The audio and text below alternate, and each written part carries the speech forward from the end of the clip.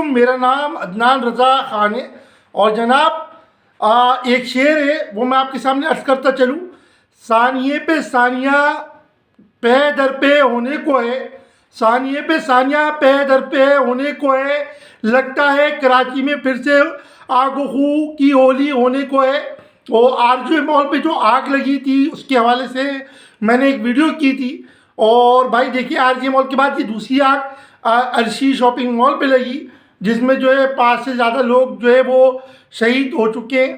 اور بات یہ ہے کہ بھائی وہی بات ہے کہ ہمارے یہاں حکمت عملی ناقص ہے، ہمارے یہاں جو فائر بریگیڈ جو ہیں وہ ناکارہ پڑی ہوئی بہت ساری، صحیح ہے۔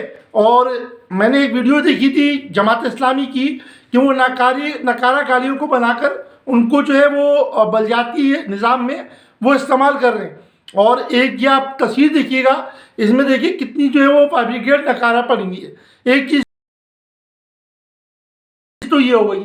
دوسری بات میں پھر وہیں پہ آؤں گا کہ بھائی ایسے ثانیات، ایسے واقعات کو روکنے کے لیے ہمیں جو ہے ایکوپمنٹ کی ضرورت ہے، کیونکہ ہمارے پاس وہ ایکوپمنٹ نہیں ہے جو باہر ممالک میں یوز ہوتے ہیں، صحیح ہے، ہمارے پاس وہ وسائل نہیں دیے جا رہے ہیں ہمیں، صحیح ہے۔ تو اس پہ غور کریں، اس پہ فوکس کریں۔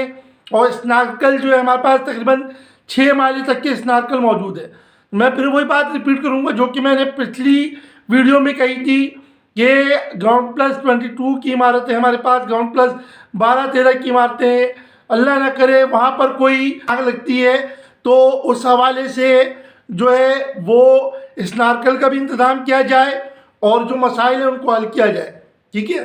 تو کراچی کے حوالے سے نہیں، میں پورے پاکستان کے حوالے سے بات کر رہا ہوں، کیونکہ یہ ہمارا مسئلہ ہے۔